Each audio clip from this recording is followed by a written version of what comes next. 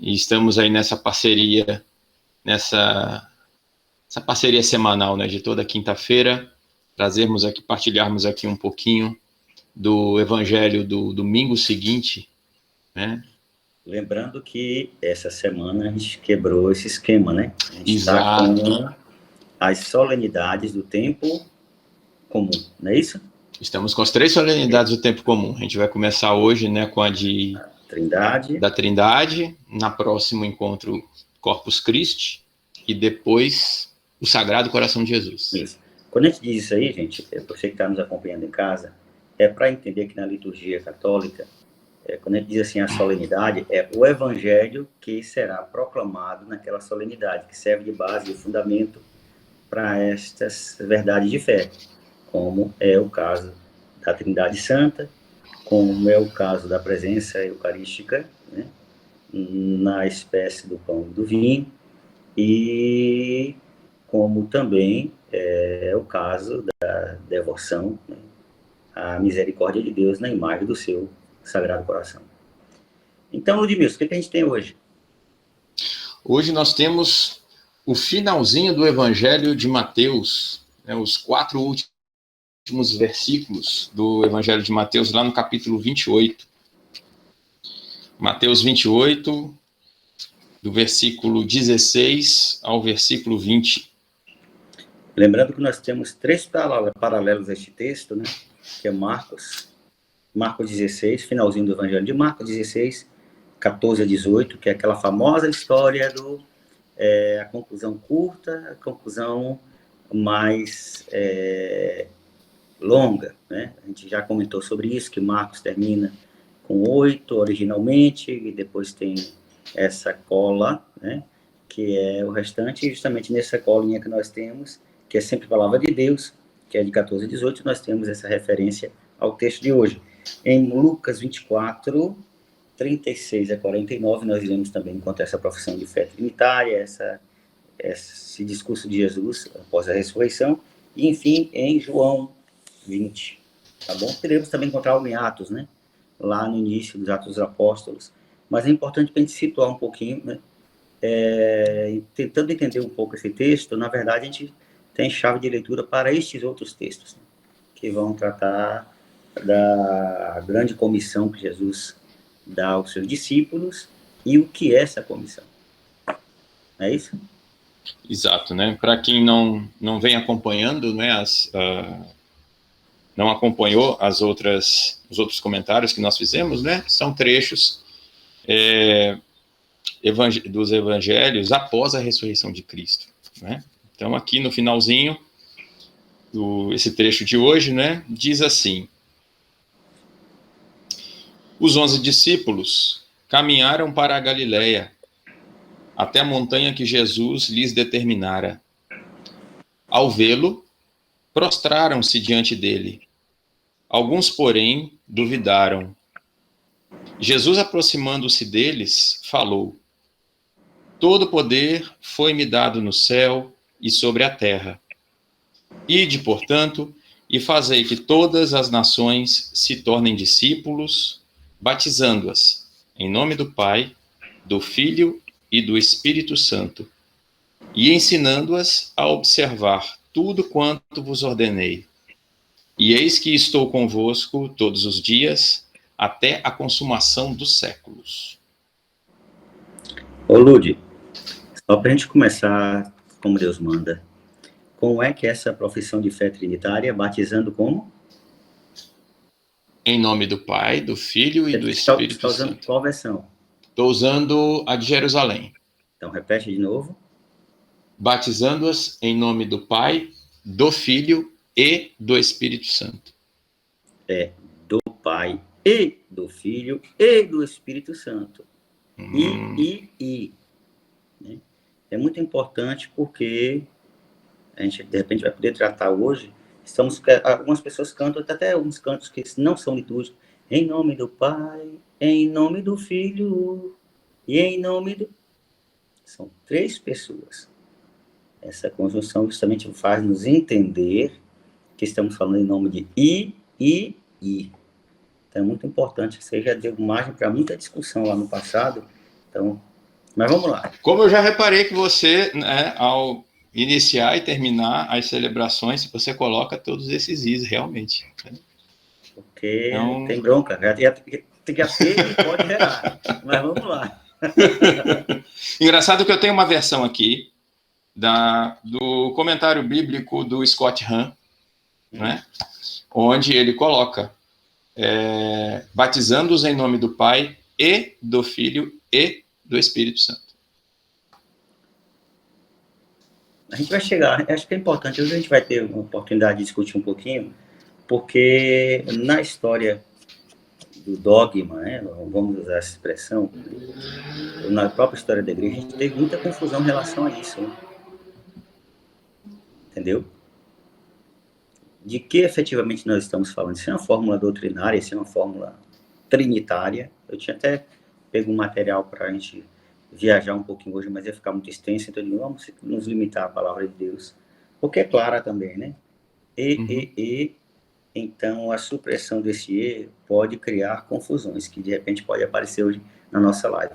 Então, me conta uma coisinha, acho que o que é importante a gente partir desse texto como eu comentei no início, estamos falando de uma comissão, né? Deus deu um mandato, deu uma missão, né? Ele comissionou algo aos discípulos. E isso é interessante, Ludmilson, porque é à luz de quê? Da ressurreição. O capítulo 28, ele vai justamente trocar na ressurreição de Jesus. E o que me surpreende, já vou provocando inquietações em quem está nos ouvindo, né? É o próprio evangelista dizer: alguns adoraram e outros duvidaram. Né?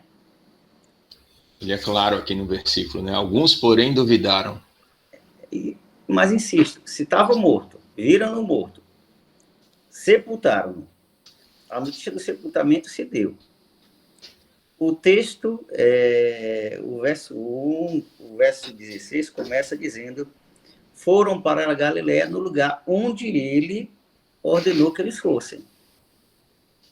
Então, como é que você se desloca de um lugar para o outro? Ou você é curioso, né?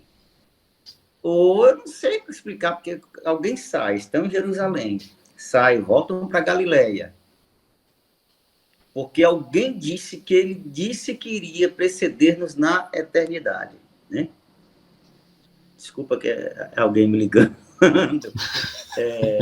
Capaz que reinsisto na ligação de novo, gente. Peço desculpa a quem está acompanhando ao vivo e depois a gente vai tentar editar, tá? Corta, vamos voltar. Então, acho que a primeira coisa que nos surpreende é isto. A gente tem no Evangelho de Mateus a questão do sábado, que estava amanhecendo, Maria vai até o túmulo com outra Maria, vai ver. Tem a história do encontro com o mensageiro, que diz que estão olhando para onde, estão procurando o quê, né? E traz a mensagem de que elas deveriam ir. Mas a minha pergunta é o seguinte: elas viram Jesus em Mateus? E já respondo. Vejam no verso 9 do capítulo 28. E eis que Jesus veio ao encontro delas, dizendo, ele mesmo, dizendo, salve. E aproximando-se, seguraram ele, os pés dele, né? E adoraram-no. Então, ele diz a elas, no litímere, não tenhais medo, ide anunciar aos irmãos meus que se dirijam para a Galiléia e ali me verão. Então, quem é testemunha ocular do ressuscitado? As mulheres. Acreditaram? Creio que sim, a não ser que fossem por curiosidade.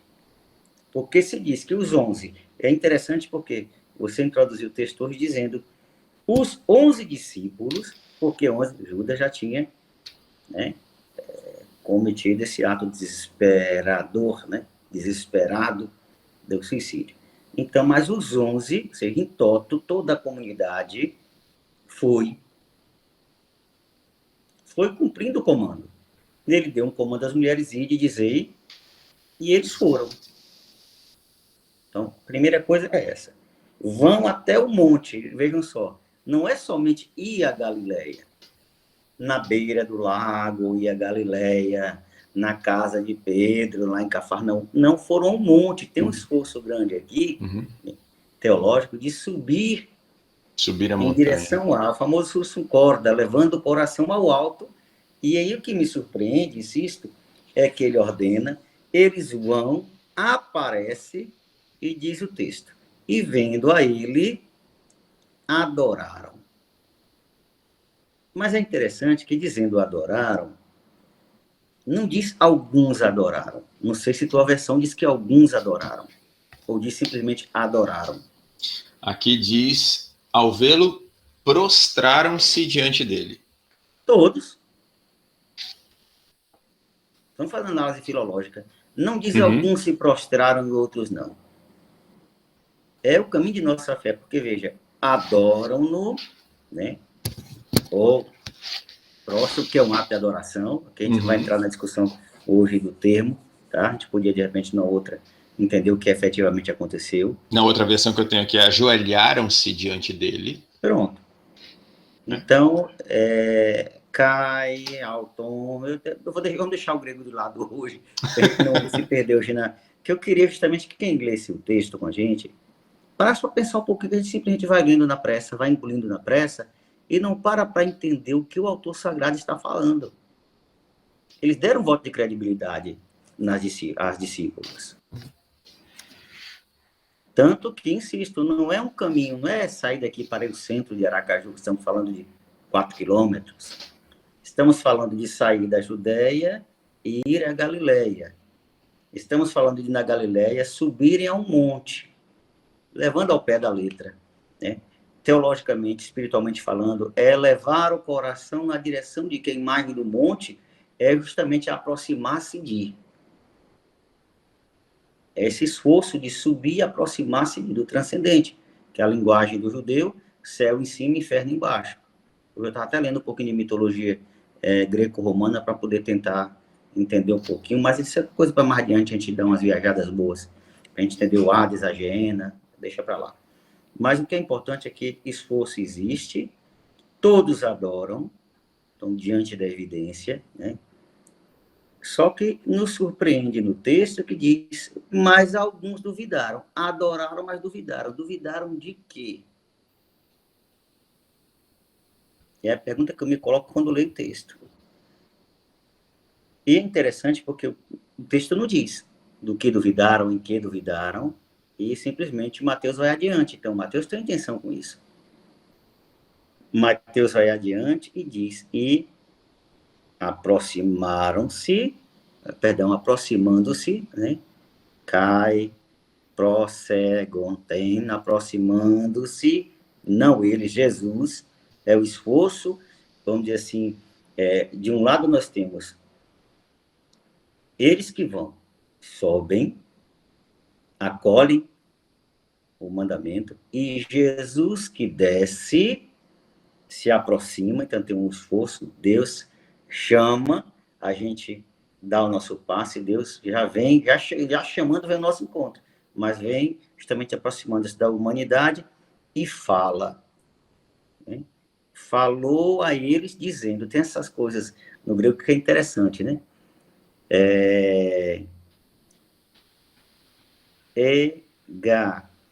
Lesen auton legon. Fala e diz. Como para dizer, vamos deixar muito bem claro o que foi que ele falou. Porque ele falou o quê? Pode ter um monte de coisa. Então, ele falou dizendo, aí ele traz aqui, o que é interessante, o texto. Então, porque a gente vai encontrar nesse texto, não sei se na tua Bíblia aparece um paralelo, quando Jesus fala, na Bíblia de Jerusalém. A partir do verso 18, segunda parte. Foi dada a mim toda a autoridade. Coloca assim, ele traz Marcos. E falou dizendo, isso, vai. Ele traz o finalzinho de Marcos, Lucas, Atos, e ele remete a outras passagens do Antigo Testamento. Deuteronômio, Josué, Números. É isso que nos interessa. Entendeu, Diniz? Porque o restante são paralelos. Como já disse lá no início da nossa live, a gente vai encontrar em outros textos, a fórmula trinitária, a comissão que Jesus dá aos discípulos. Mas a gente tem uma referência veterotestamentária, que é de quem? Uhum. Deuteronômio, Josué e Números. Pronto, pega Deuteronômio aí pra gente. Viu, gente? Porque assim, então, Mateus quer mostrar alguma coisa pra gente. Lembra que a gente sempre comenta, olha, Mateus escreveu para uma comunidade concreta, num contexto concreto, querendo transmitir uma mensagem concreta, vale para todo mundo, mas assim, tem que situar no tempo. E é interessante que ele nos remete ao Antigo Testamento. Primeira coisa foi dada a mim, foi-me dada, né, como diz o Matuto, toda autoridade, né, eudoxia, no céu e na terra, ou sobre o céu e sobre a terra. Então, a primeira coisa é essa. Quem é? Alguém duvidou. Aí Jesus fala para tirar a dúvida. Quem é que está falando? Entendeu? Uhum. Então, esta colocação de Mateus nos ajuda a entender que Jesus, ele teimosamente vai ao encontro de cada um para que, mesmo diante da evidência, quem tem dúvida, veja sua dúvida desaparecer. Com uma nuvem na beira da praia que é empurrada pelo vento e levada para o interior. Então aí, viram, adoraram, prostraram, mas adoraram diante de quem? E é por isso que Mateus chega e diz, então, agora vejam o que ele disse a todos que adoraram e, de consequência, aos que duvidaram. Achou o texto? Achei. Vamos lá? Deuteronômio diz o seguinte, é o capítulo 34 de Deuteronômio, no versículo 9. É o finalzinho do livro do Deuteronômio, né? Josué, filho de Num, estava cheio de espírito de sabedoria, porque Moisés lhe impusera as mãos, e os israelitas lhe obedeceram, agindo conforme o Senhor havia ordenado a Moisés. Pronto. Veja, Josué é feliz porque cumpre o comando de Moisés, que cumpriu o comando de Deus. Certo? Pega outro texto aí. O outro texto então, é Josué. A gente vai notando uma correlação. Esta comissão que é dada, quem cumpre será feliz por quê? Alcançará o objetivo por quê?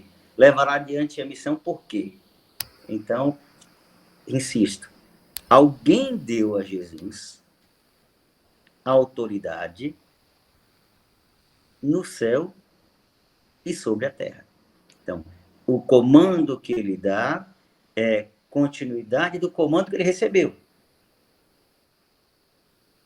Então, nós somos embaixadores. Daí, aquilo que você me disse, vou tocar na questão do discipulado. Eu digo, deixa primeiro a gente preparar o terreno, para a gente entender por que do discipulado. Uhum. Né? O segundo, achei o segundo, é o capítulo 22 de Josué. Show. Versículo 2. Josué convocou... Vou ler o primeiro versículo também para dar o contexto, né? Josué convocou os Rubenitas, os Gaditas e a meia tribo de Manassés, e disse a eles, tendes observado tudo o que Moisés, servo do Senhor, vos ordenou. E tendes me obedecido em tudo o que eu vos ordenei. Nós estamos diante de alguém que não é somente o novo Moisés. É maior que Moisés. Se o povo judeu, né, obedeceu e recebeu o prêmio, que a gente já conhece a história da salvação, a partir da história dos judeus, então, aqui vem a coisa. Alguém me deu e eu vos dou. Tá? E é interessante que ele dá para todos, que adoraram e os que duvidaram. Certo? Mas ele elucida, vejam, por que da dúvida? O que está acontecendo comigo aconteceu com nosso pai Moisés. E os que foram fiéis contemplaram o cumprimento da promessa. Aconteceu com Josué, contemplaram o cumprimento da promessa. Então, começa dizendo, a autoridade foi me dada, e a autoridade que eu dou a vocês é uma autoridade delegada. Então, ele nos faz discípulos seus. Agora eu vou pegar o exemplo de algum outro que a gente... Agora eu vou defender a igreja. Em nome de quem? Assistido por quem? A gente até estava comentando com os catequistas, amanhã tem live com os catequistas, sobre a igreja, a questão do leitorato para homens e mulheres, a questão do ministério dos catequistas, o quanto é importante essas coisas, né, que são o novo de sempre na igreja. Eu gosto sempre de repetir isso. Nós não temos uma revolução dentro desse contexto, né, é o novo de sempre, né. Mas assim, a gente tem que entender, quando a gente abre a boca, como cristão, como ministro, é para falar porque foi nos dada autoridade para. A gente fala em nome de. Daí não caber muito, eu acho. Onde há certeza. Daí a brincadeira eu dizia antes, é em nome do Pai e do. Não dá para inventar. Mesmo que a melodia perca o seu rebolado, entendeu? Em nome do Pai, em nome... Não tem licença poética para fazer doutrina. Então, tem que tomar muito cuidado, porque, insisto, são coisas sutis que vão sendo passadas e que podem trazer velhos fantasmas. O neopaganismo, o Papa Bento XVI, falava isso com uma clareza, o neopaganismo nova era, o Papa Francisco também tocou neopelagianismo, neognosticismo. Então, assim, esses neos se fazem sempre neos, sempre novos, por causa da nossa ignorância. Eu não vou precisar usar a imagem infeliz, não vou precisar pisar na bosta do cachorro se eu sei que você passou antes de mim e pisou. Ou muda estrada, ou recolhe a caca. Questões que a igreja já discutiu e já encerrou a discussão há tantos então, séculos. Mas nosso problema é a ignorância, entendeu, Ludmilson? Vira e mexe e volta. A Jesus é dada a autoridade. Uns gostam, usando a imagem de algumas escolas alegóricas, né? Estamos diante ele se apresenta como o novo Moisés, mas no próprio texto diz, eis que está diante de vós, ele mesmo diz, alguém maior do que. Então é por conta disso, e esta grandeza é decorrente da vitória sobre a morte, da fidelidade ao projeto do Pai. É muito importante isso, né? Foi vitorioso porque foi fiel. E é essa fidelidade que ele nos chama quando diz, indo, pois, onde vocês forem, lá na tua universidade, lá no teu trabalho, na rua, indo, pois, para onde vocês forem, eu acho legal enfatizar essa coisa, fazer discípulos.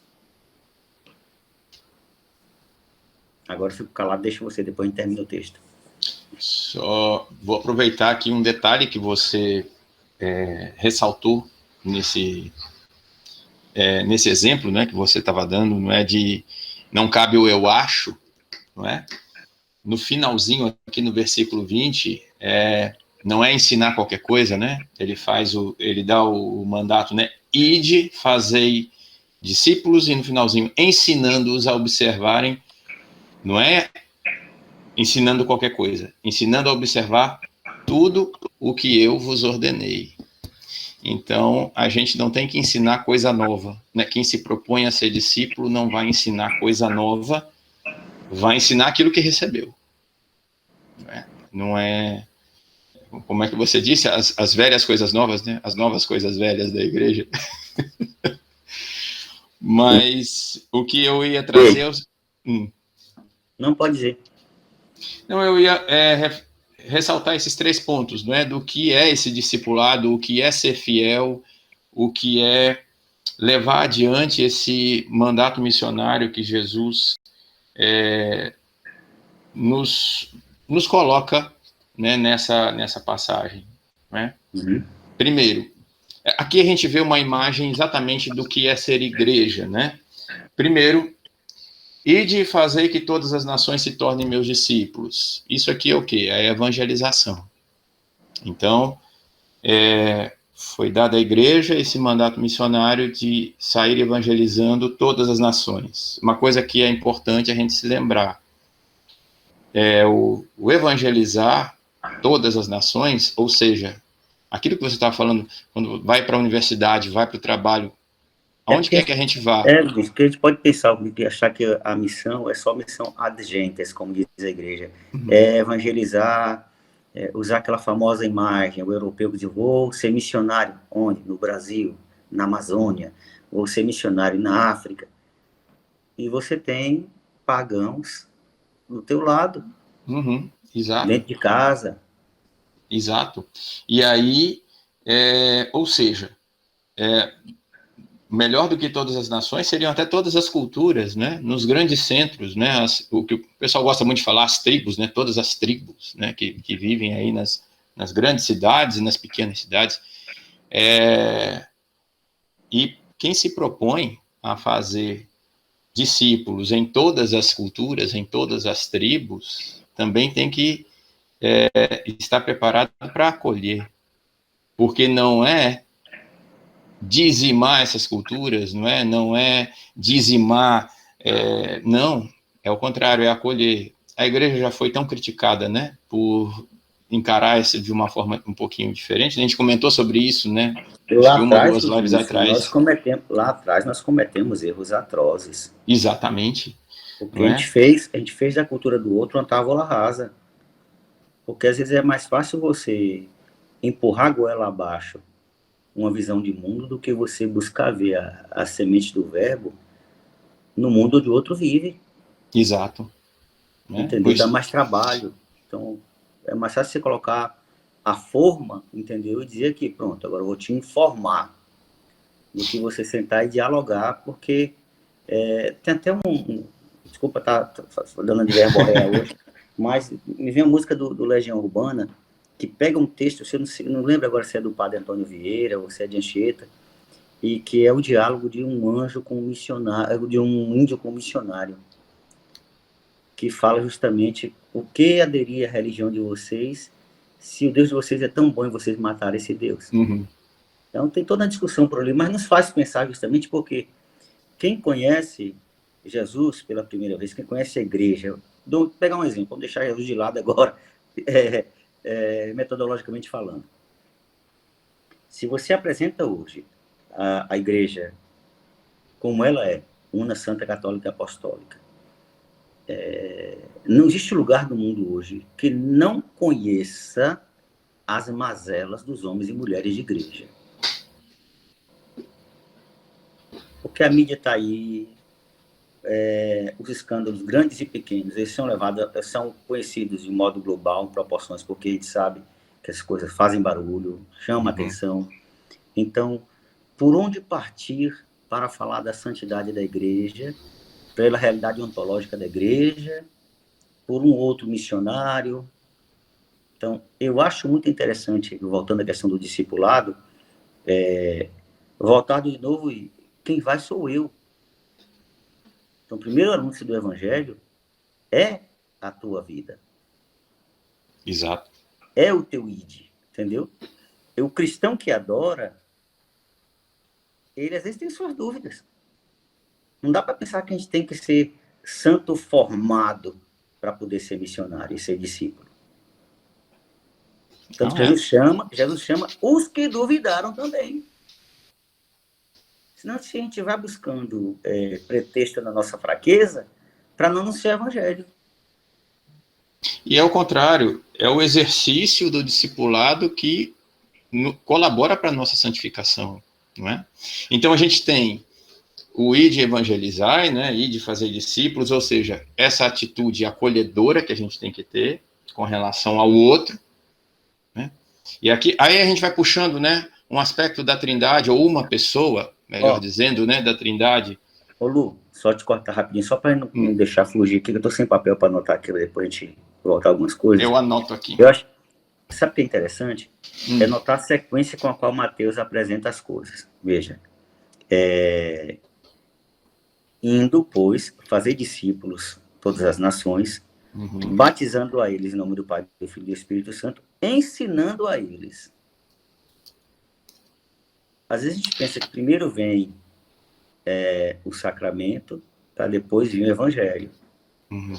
É anúncio do evangelho, e sacramentalização, ou é sacramentalização e depois anúncio do evangelho? Que é a famosa história dos irmãos africanos que vinham por aqui e antes de colocar os pés em terras brasileiras tinha que ser batizado. Tinha que ser batizado, pois é. Não quero nem entrar nessa questão, porque como a gente vai ter live mais adiante sobre os 10 pontos quintos da história da igreja, mas a gente entender como é que Mateus concatena essa coisa, né? Uhum. Então, primeiro, né, fazer os discípulos. Aqui a gente pode puxar, né, para a pessoa do Deus Pai, essa atitude de ser acolhedor, né? O Pai que acolhe a todos, lá da parábola do Pai misericordioso, né? Que Jesus quer nos mostrar esse aspecto do Pai, que é um Pai que acolhe, que é um Pai que abraça. Então, evangelizar tem esse caráter. Esse segundo, na ordem, né, que Mateus coloca, né, batizar, ou seja, administrar os sacramentos. A gente recebeu esse mandato missionário, né, da gente administrar os sacramentos, né, nós como discípulos, nós como igreja, né, levarmos as pessoas a esse encontro com Deus através dos sacramentos. Então, quem santifica é o Espírito Santo. Então, à medida que nós, como igreja, administramos os sacramentos, nós também estamos tendo essa ação, né, similar à ação do Espírito Santo, né, que nos lembra essa pessoa, que é o Espírito Santo. E no terceiro aspecto aí na ordem, né, ensinando tudo quanto eu vos ordenei, ou seja, ensinar a doutrina de Cristo, né, ensinar as palavras de Cristo. Então a gente está indo na direção do outro, né, em direção ao outro, com o qual Jesus se identifica, né? Jesus se identifica com aquele com o outro, Jesus se identifica, seja esse outro o carente, seja o excluído, ele se identifica com o outro, para levar ao outro o próprio Cristo, que é a palavra, e a gente vai fazer isso, né? O nosso caminho em direção ao outro também é o próprio Cristo, né? Então, estamos atuando como Cristo, levando o Cristo para o Cristo. Então, quando a gente... esses 3 mandatos que Jesus dá à igreja faz com que a igreja vai se tornando cada vez mais imersa nesse núcleo que é a Trindade, não é? Ela vai se tornando cada vez mais acolhedora, como o Deus Pai é. Ela vai colaborando para a santificação de cada um, assim como o Espírito Santo faz, metaforicamente, né? Claro. E ela vai se tornando palavra viva e caminho para que outros também percorram seu caminho de santidade, como Deus Filho também faz. Ou seja, é sempre... Ser igreja é igual você falou, né? Sair em direção ao outro. Ir em direção ao outro, não é a gente ficar preso. Né? A melhor forma da gente ser cristão, né? É estar sempre perto de Jesus Cristo. Então eu vou colocar um crucifixo no pescoço para ter ele sempre do lado, igual esse daqui, né? Tá errado? Não, não tá, mas ser cristão não é só isso, né? Porque a gente não pode, às vezes, parece adquirir um valor mágico certas coisas, né? Exatamente, não é? É a famosa história que a pessoa chega assim, não, mas eu sou católico. Peraí. Católico por quê? Porque é batizado? O batismo, acho que é interessante para a gente ler esse texto, né? Que é um caminho. Cristão, gosto muito dessa expressão, a gente não nasce, a gente se torna. E a porta de entrada, e Mateus deixa isso com muita clareza, é justamente o batismo. Porque o reconhecimento de Jesus como nosso Kyrios, nosso Senhor, é a porta de entrada para o seu seguimento. Uhum. Agora, não basta dizer, eu vou à missa de quando em quando, vou para a missa todo domingo, mas depois essa missa não tem desdobramento na sua vida durante a semana. Eu vou à missa, mas não leio a palavra de Deus, viu?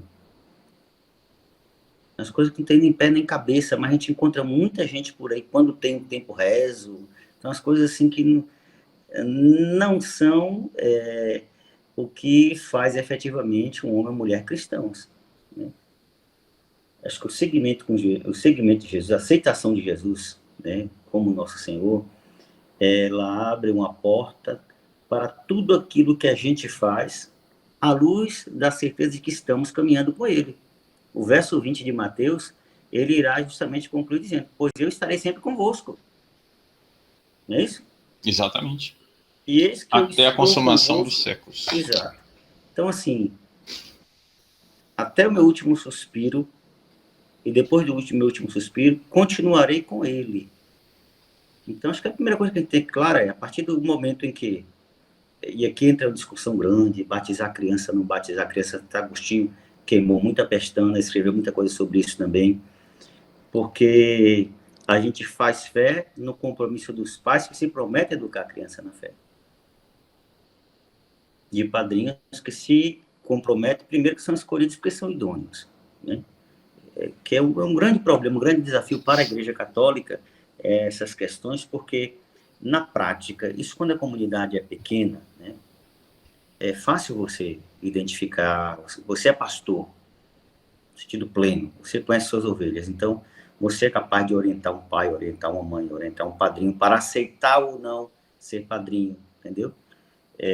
E discernir, que é o papel da gente como comunidade, vocês catequistas, meu como pastor, de ajudar os pais a discernirem se aquela pessoa efetivamente é ou não capaz de assumir o compromisso de educar a criança na fé.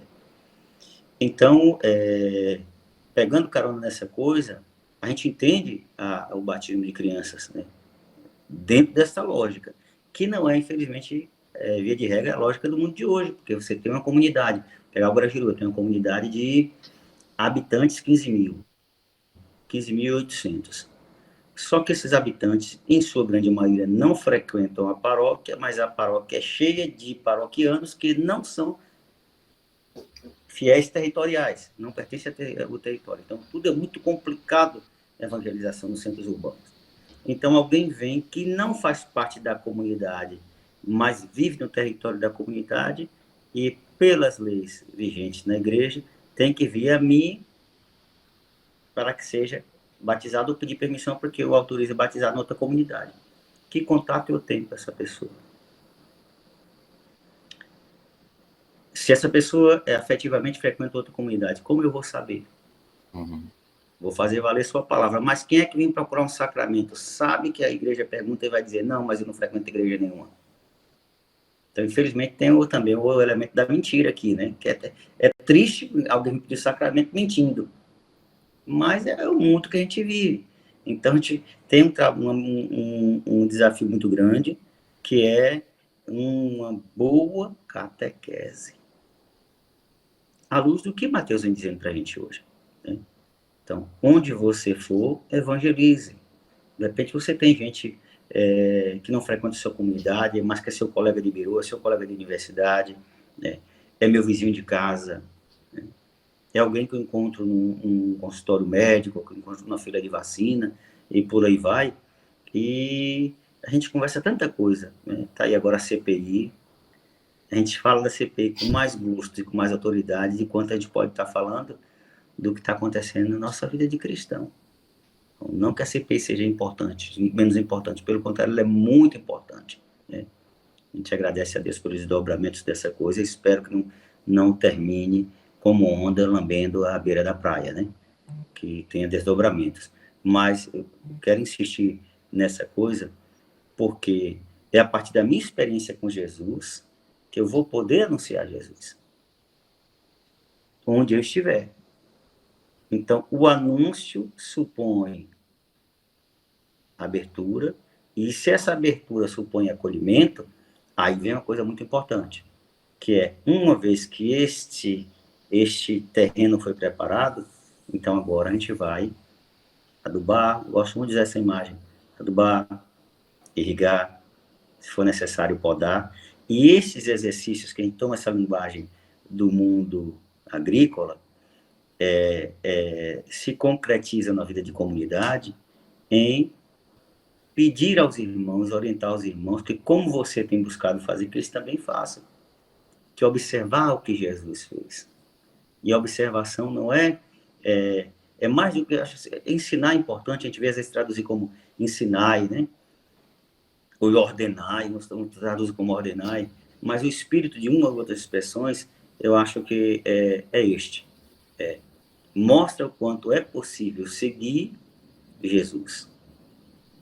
inclusive mostrando as dificuldades e as dúvidas que você traz, como os discípulos traziam lá no Monte da Galileia. Mas eu estou tentando, eu estou buscando. Então você não pode se desanimar. Às vezes muita gente batiza, começa e daqui a pouco, por atrito dentro da comunidade, porque tem uma dúvida de fé, se afasta. Porque se decepciona com alguma notícia, alguma coisa que acontece dentro da sua comunidade, que nos escandaliza os pequenos, a gente sabe, mas isso não deve ser motivo para que eu me afaste de Jesus e da minha comunidade. Porque estamos todos nós, eu creio que o mais infiel dos fiéis, antes de dormir, eu falo da noite escura da vida de cada um de nós, tem a oportunidade de se examinar diante de Deus. Então, é olhar para a vida de Jesus. Acho que a doutrina, às vezes, ela assume um peso maior do quanto deveria ter. Uns gostam, ideologicamente, dizem, não vamos chamar de doutrina, não vamos chamar de ensinamento. As duas coisas, insisto, se tira o peso ideológico que um e outro dão na palavra ensinamento ou doutrina, sobra-nos uma coisa muito importante, ver e seguir Jesus. Que eu chamo isso de doutrina ou de ensinamento, importante e o grande modelo é ele, e você pode ser um modelo de discípulo. Não tenha medo. Né? Às vezes a gente olha para dentro da nossa vida e diz, ih, rapaz, com que cara eu vou falar para você se eu não estou conseguindo fazer? Eu vou partilhar com você da minha dificuldade. Se eu não desistir, se eu desisto, aí é um problema, né? Virou um negócio de faço o que eu faço, não, faço o que eu digo, não faço o que eu faço. Então aí o farisaísmo, Jesus já botou para chegar com os fariseus e com a gente quando cai no farisaísmo. Mas esta luta, essa humildade do cair e levantar, buscar não cair, mas quando caindo, ter alguém ao lado para poder nos ajudar, e nos dizer, olha, você não está sozinho, vamos embora. É isso que faz com que a gente leve adiante esse desejo de caminhar perto de Jesus, caminhar ao lado de Jesus, porque nós sabemos que ele diz, quando a gente se levanta, ele já está do lado. Quando eu cair, ele já está no chão comigo, para me levantar. Então, assim, a imagem desses homens que duvidaram é um consolo, é um bálsamo na vida da gente. Hoje, quando eu vou fazer, vou assistir um matrimônio, ou quando vou administrar o batismo, eu digo, vocês creem que a igreja é una, santa? Eu paro. Toda vez eu paro por mim. Porque antes de perguntar para eles, eu renovo minha fé. Eu creio efetivamente na santidade da igreja, que sou eu, que é você, que estão vocês que estão para receber um sacramento, né? Que é o outro que fraquejou, que é o outro que se desesperou e suicidou, né? Então, a gente é chamado de novo a voltar para a imagem, vou usar esse termo difícil, ontológica, a imagem do ser da igreja, da essência da igreja, e olhar para a minha vida. Então, o que vai determinar se nós estamos caminhando para sermos membros dessa comunidade que é santa é o meu desejo de estar com Deus. Mesmo que naquele momento eu me sinta, como diz o outro, merda. Não estou me sentindo bem, não estou me sentindo digno, né? Mas eu estou aqui. Não justificando o meu erro, nem meu estado de prostração, humanamente falando, mas sabendo que vai chegar o dia que eu vou ter coragem de agarrar a mão dele e levantar. Entendeu? Acho que essa coisa é legal. Comentava antes em off, né, sobre Cirilo de Alexandria, esse grande padre da igreja. A gente comentava também sobre João Damasceno, né? Porque o texto que a gente tem aí, Ludmilson, ele traz uma fórmula. Eu já perdi o texto aqui. Tá com o teu aberto aí, não tá? Tô com ele aqui. Pronto. A gente tem aqui uma fórmula de batismo, a gente tem aqui uma fórmula sacramental. Isso aqui, mais adiante, quando a gente for falar um pouco mais de doutrina, a gente vai poder aprofundar. Mas é interessante, em nome de quem eu vivo, em nome de quem eu sou, e em nome de quem eu me movo. Para usar a expressão de Atos, né? Uhum. Porque nele nós vivemos, nos movemos e somos. Quem? né? Eu calo agora e deixo você falar. Aqui nós vamos, né? Essa fórmula trinitária, né? Em nome do Pai, e do Filho, e do Espírito Santo, né? Entendeu porque nem todo batismo chamado cristão é aceito pela igreja? Uhum. Porque ele não é cristão. Eu batizo em nome de... Peraí, esse batismo é cristão na medida em que é como Jesus manda. Em nome de Deus. Então não é um Deus como eu quero, é um Deus como Jesus nos revelou. E ele ainda é claro nesse ponto, né? Ensinando tudo quanto vos ordenei. Então não é criar novidade, né? É aquele aspecto que as pessoas muitas vezes não entendem o, o adjetivo, né? Quando se caracteriza a igreja como conservadora, né? Tem todo um caráter ideológico isso, mas na raiz da palavra, né? É um adjetivo que deve ser aplicado ao cristão porque ele tem que conservar certas coisas, né? O ensinamento ele é Ortodoxa, conservado. né? Exatamente. Ortodoxa. A ortodoxia, né? Que não pode. Ortopraxis. É tanta, olha, vai ter tanto tema para a gente tocar nessas lives que você acaba entrando em questões teológicas, né? Das teologias da libertação, da teologia da política, né? De tanta coisa que aparece por aqui, orto alguma coisa, que a gente vai ter a oportunidade, Deus nos dando saúde e vida e gosto para poder estudar e conversar com Deus, a gente vai ter a oportunidade, de repente, de antes de mais nada, iluminarmos uns ao outro, né? E, de repente, alguém, tá, você que agora está nos ouvindo, né? Se debruçar, a gente aqui não traz fórmula feita, né?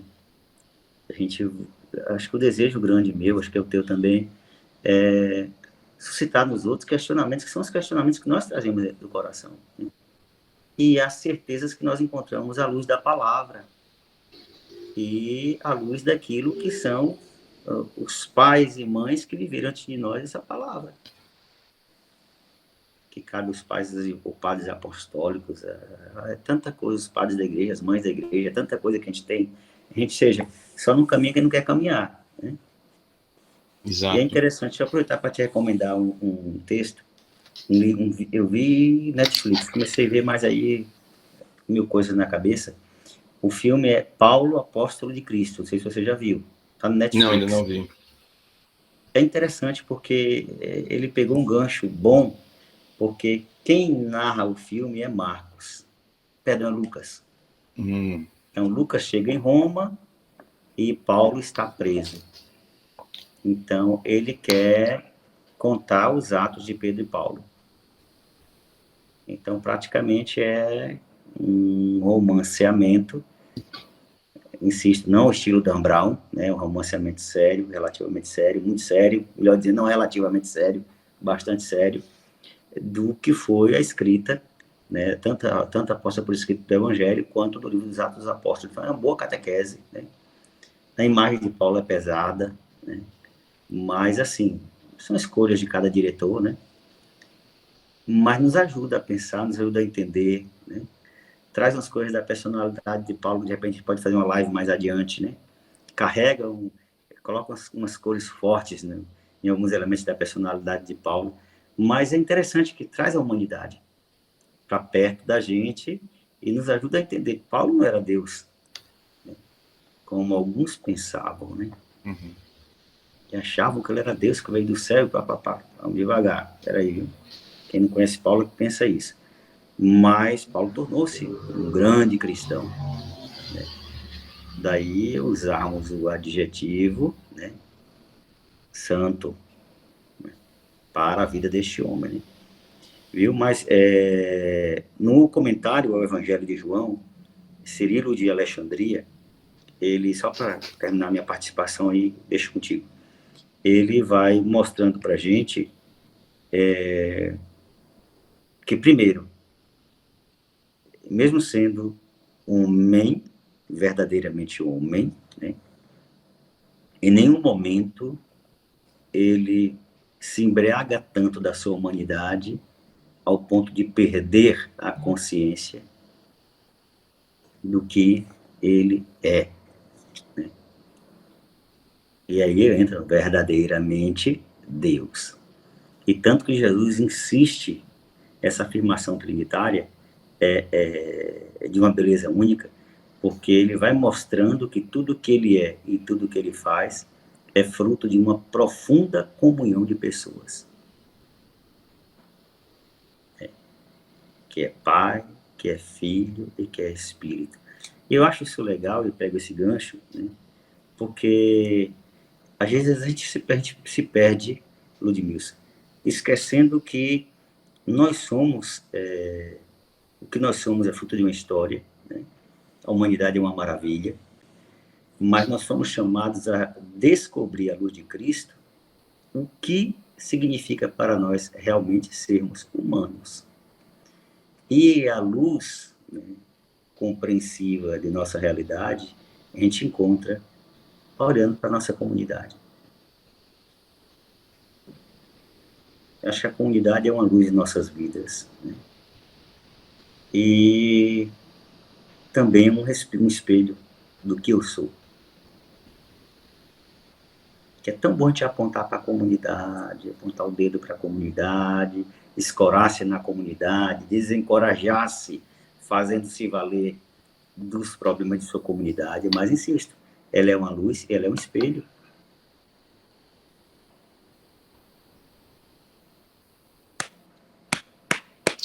E a própria narrativa dos Atos dos Apóstolos traz em alguns trechos, né, as dificuldades, e as cartas paulinas também, né, os momentos, digamos, difíceis, não é, que as comunidades já viviam desde o comecinho, né, então, muitas vezes a gente pode se sentir desanimado, porque vê ali um testemunho contrário daquilo que a gente achava que veria dentro da igreja, né? Engraçado, hoje, enquanto eu estava meditando sobre esse trecho para essa nossa live, eu me lembrei bastante, né, pegando esses 3 pontos, e nessa ordem, né, que Jesus dá esse mandato missionário para os discípulos, eu me lembrei bastante daqueles diversos meses em que, ao longo dos nossos encontros para a minha direção espiritual, eu partilhava isso com você, né? A respeito da dificuldade, muitas vezes, que a gente tem de continuar, né, no serviço, por conta de questões, às vezes, até da comunidade, etc. Né? Você deve se lembrar que isso, durante um bom tempo, era algo que eu trazia para nos nossos encontros de direção, não é? E você falava disso aí, né, agora há pouco, me voltou novamente isso, né? Às vezes a gente desanima, ou começa a questionar, ou começa a duvidar, por conta, né, de uma idealização que muitas vezes a gente faz, né? E que a comunidade, como, né, nossa comunidade, como todas as outras comunidades cristãs, né, por serem compostas por humanos, por seres humanos, por pessoas, né, homens e mulheres aí que exercem suas atividades diárias e que têm também suas questões, é uma comunidade que passa por problemas como as primeiras comunidades cristãs passaram. E Você até comentou já isso, Ludmilson, lá atrás, quando a gente, numa dessas lives nossas, que é interessante de Atos dos Apóstolos, que Atos mostra o que a comunidade, que a gente idealiza Atos dos Apóstolos, né?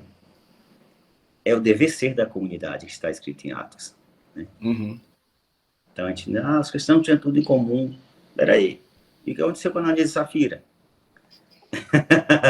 Entendeu? Eram unânimes na oração. Calma, peraí, vamos ler efetivamente Atos para a gente entender, né? Senão a gente corre o risco de se desencorajar achando que a gente está muito distante da comunidade primitiva. Nós estamos caminhando como eles, né? Uhum. É importante a gente entender que nós somos caminheiros, né, nessa história. Exato. Você vai querer falar mais alguma coisa? Não, só terminando com... Já está estourando. Só para fechar, bem rapidinho, depois, né, dessa reflexão aí que eu fiz, eu encontrei o texto que eu havia comentado com você em off, né? um comentário do Dom Valmor sobre essa passagem, né, de Mateus que nós lemos hoje. E ele comenta exatamente sobre a dificuldade, muitas vezes, de se exercer o discipulado, a dificuldade de ser igreja. Aí ele comenta alguns pontos. Primeiro, a gente tem que se lembrar que Deus, esse Deus trino, ele é a fonte da missão porque ele é o Pai. Ele é a palavra que nós levamos na missão porque ele é o Filho. Ele é o guia da nossa missão porque ele é o Espírito Santo. E aí, se a gente tiver dúvida, se a gente está exercendo o discipulado, ou se a gente está exercendo, um catequista, se ele está exercendo bem a sua atividade, ele coloca da seguinte forma: mestre é aquele que ensina, e o mestre se faz à medida que o coração dele se faz mais discípulo. Torna-se mestre à medida que mais se assume a verdadeira condição de ser discípulo. Quanto mais mestre, mais discípulo. O discípulo verdadeiro é o mestre autêntico. E à medida que ele fizer esse caminho, e ele só vai perceber isso se ele se propuser a caminhar, né? Eu estou resumindo aqui o que ele coloca nesse comentário, ele vai descobrindo que ele vai se tornando cada vez mais íntimo desse núcleo de amor que são as três pessoas. Essa comunhão com a igreja e da igreja com Cristo é uma comunhão nossa com as três pessoas. Assim como existe uma comunhão entre elas, também vai existir, né, do discípulo. O discípulo vai participar dessa comunhão também. Então, não adianta a gente querer, né? Às vezes a gente planeja muita coisa, né, dentro da comunidade, dentro da pastoral e tal, mas se isso não for feito com esse espírito de imersão na Trindade, vai ser só um projeto, né? Olha, é nessa linha, falando